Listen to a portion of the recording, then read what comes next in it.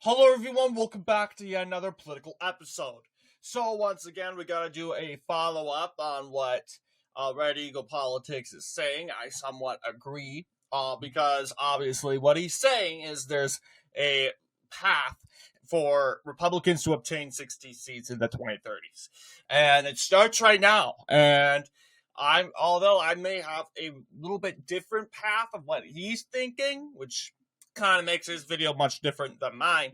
We're gonna have to play because obviously Republicans are going to lose seats. That's just a reality. Republicans will have to try to keep them, but we gotta prevent Democrats from winning seats. So looking at obviously these said results in the said 2024 election in the Senate. This is what the map is looking like, obviously going onward. What is 2026 going to look like? What's the potential flips, etc.? So let's go ahead and actually add that. So going to 2026, you'll see a similar election map. You'll have 2026, and we'll leave Maine tossed up. I think you could say, we have, of course, Scott Brown running. He's expressed an interest. He hasn't declared he run. But even with Scott Brown, it's really not looking good in the odds in his favor of actually picking up the said seat. He's ran a campaign before. This campaign back in 2014 didn't go well for him, although he narrowed the numbers in favor. But obviously, a lot of people say, he could possibly win, he could possibly flip it. I'm not so sure. New Hampshire has changed the last time he's run, which has been like 12 years. So I do think it's probably going to remain in favor for Chris Pappas, since he's in office right now. So starting off pretty slow. But let's go ahead. We'll call New Jersey. Don't think it's ready to win a Senate seat for Republicans yet. Same deal with Delaware, although it doesn't stand a chance.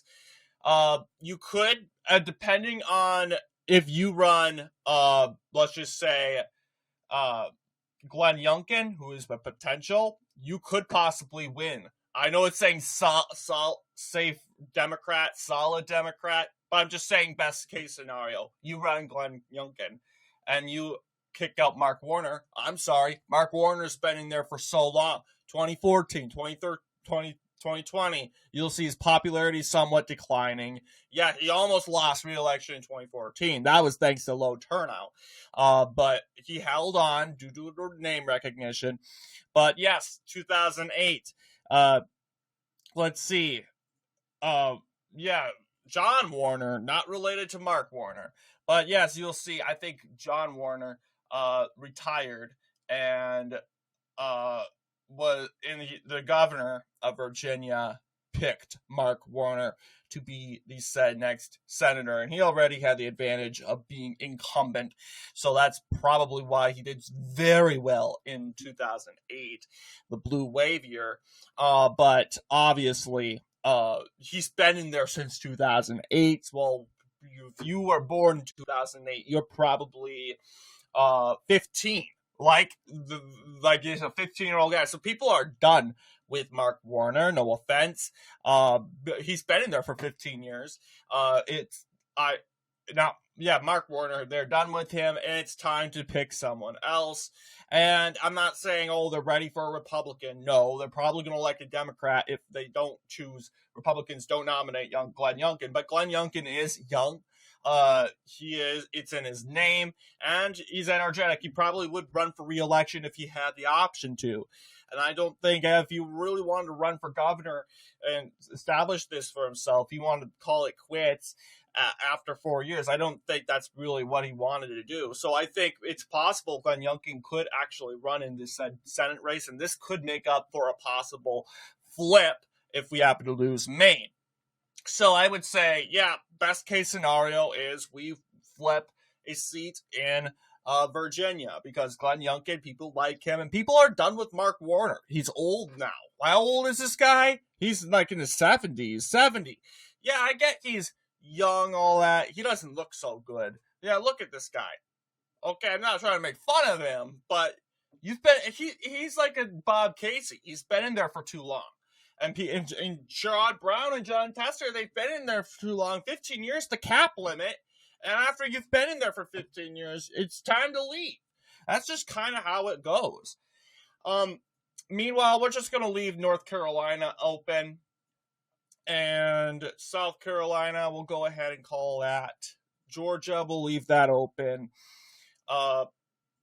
Alabama, call the obvious ones. Kentucky, Ohio, Indiana.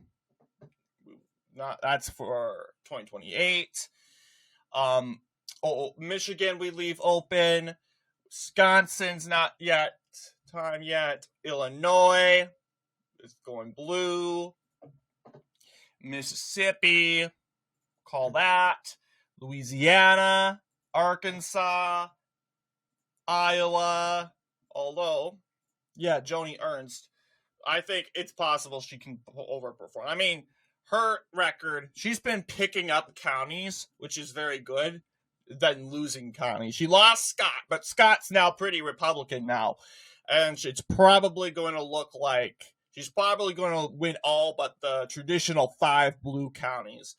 But that's kind of my feeling how that's going to go. So I'm going to call it for her. Pretty confident about Iowa. But you also have North Dakota is going to be tossed up. South Dakota, Kansas. Well, North Dakota, by the way, it's just not time yet. Or North Dakota, it's class 3. This is class 2 right now. Oklahoma. We have... Yeah, and then again with Mr. Luan, there's no real indications that Ben Ray Luan is going to lose or win. I'm just going to go ahead and leave it, call it for him. Blue. You have Wyoming, Montana, and Idaho,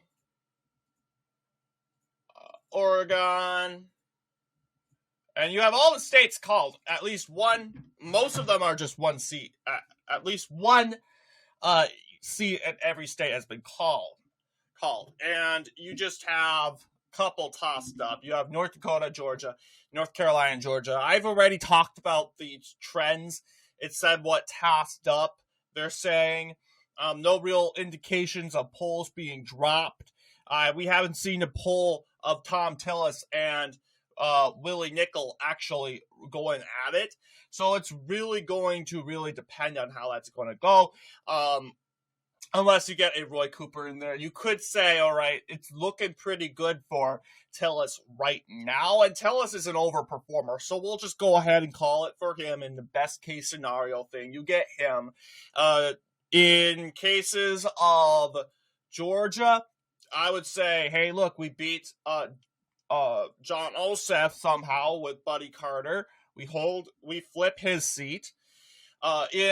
We hold Susan Collins' seat.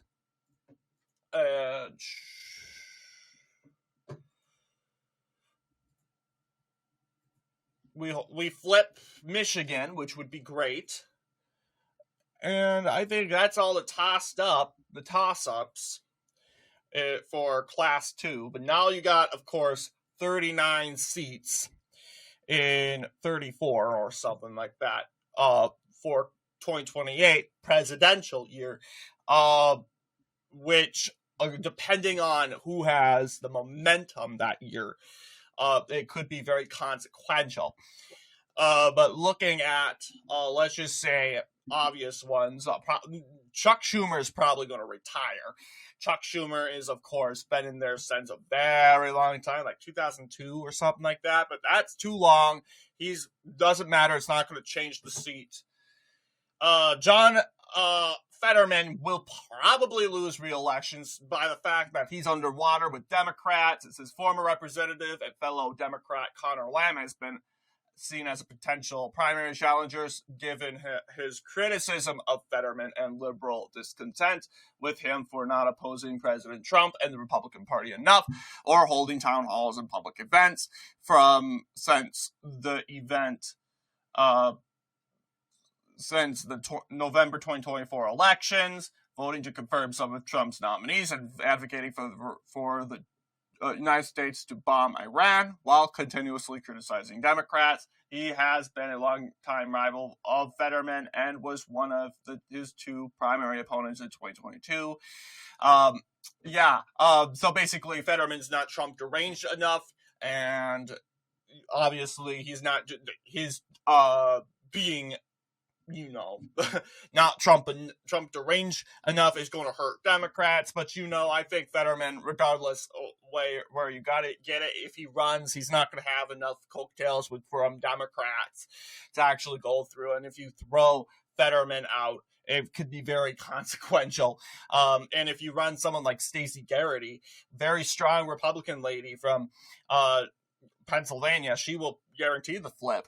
But that would be a 2-seat majority for Republicans in Pennsylvania, basically capping it and saying, hey, look, Pennsylvania is pretty much a red state. I don't know if Pennsylvania would vote Republican in the presidential race or not, but you would be basically, a lot of people would be comfortable calling Pennsylvania a red state after what happened. I don't know why I didn't put Capitol seat in, but Capitol, she would win there. In North Carolina, Ted Budd will very well get elected unless there's some sort of coattail effect from the Democrat nominee. We'll see. South Carolina, that would be Tim Scott's seat. He's not running for re-election. But you also we could get Raphael Warnock out. Florida, that is an incumbent, Marco Rubio. This is Ashley Moody. We get her in. Alabama, Indiana, Michigan's not right. And now I have a hard time seeing someone like Ron Johnson winning re-election. Now, was his numbers better than 2022? The map looks better for him.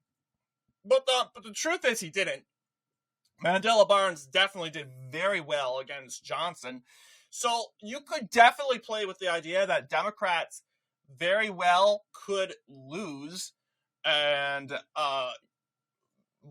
could very well lose Ron Johnson's, or win Ron Johnson's seat. But best case scenario is we could hold it. And you have the red states here, easy calls. Don't think Minnesota will go Republican. Texas, all right, so you got 55 seats. This is very good for Republicans. But you have, let's see, yes, Democrats will win Colorado. You got Montana from last election cycle. Idaho, Utah, Arizona. Who are we running up? Yeah, Mark Kelly. Mark Kelly's going to be difficult. He's somewhat pretty popular. So we could throw him out. I don't know. By taking it to the presidential year, you could possibly see that he will keep his seat. California. I have a feeling, though, we can actually throw out Catherine Cortez Masto. She got reelected in 2022 pretty convincingly, but her margins were falling significantly. Not to mention her popularity is somewhat and this seat has been Republican that hasn't been really Republican a very long time. So we're going to go ahead and call Nevada, especially if the Republican wins in Nevada with the registration. You have Oregon.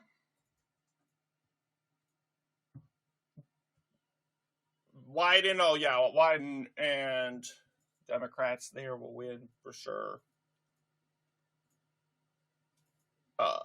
So you got 59, 35. So you're almost to 60 seats, believe it or not. And speaking of 60, we got 6 of them tossed up. What about New Hampshire? Could we throw Maggie Hassan out and make her run for the money? I think right now it's just too close. We don't really have much good Republicans, actually. So you flip 10 seats in the cycle, in the 6-year cycle or 4-year cycle from class 1 to class 3. You flip 10, 59. If you go to 2032, I would say you would take out Jackie Reed. She's a horrible candidate, by the way. Very unpopular. Well, she's got reelected though. Well, I would say that's a Kamala Harris coattail effect. But she's a bad debater, horrible debater. She's impulsive, and honestly, with the trends where Nevada's going, I would say Jackie Rosen doesn't really stand much of a chance. You could take out Arizona Senator the Ruben Gallego, so that would be a flip. So Republicans are gaining like 62 seats. You could flip Tammy Baldwin out. She's been in there for a while. I think it would be much of a keep for Republicans in Michigan when it comes to Alyssa Slotkin. She could be more popular or not. People might buy into her grift. I'm not so sure. But this is what you're kind of looking at. 62 seats for, you said, Republicans. You got 13 flips from 2024 to 2020, from 2032. And that's, I would say, not even the best case scenario. Best case scenario would be flipping New Hampshire, the 2 seats, along with Michigan. And to be more of a realistic scenario, I'll just go ahead and say that Ron Johnson might lose his seat or something like that. Or other words, the 2 seats, class 3, class 1 in Wisconsin, they flip around. So that could be a potential possibility. So this is kind of what you're looking at. 61 to 6 to 39. So anyway, what do you guys think in regards to this said video? Let me know down below. And as always, I'll see you all in the next political episode.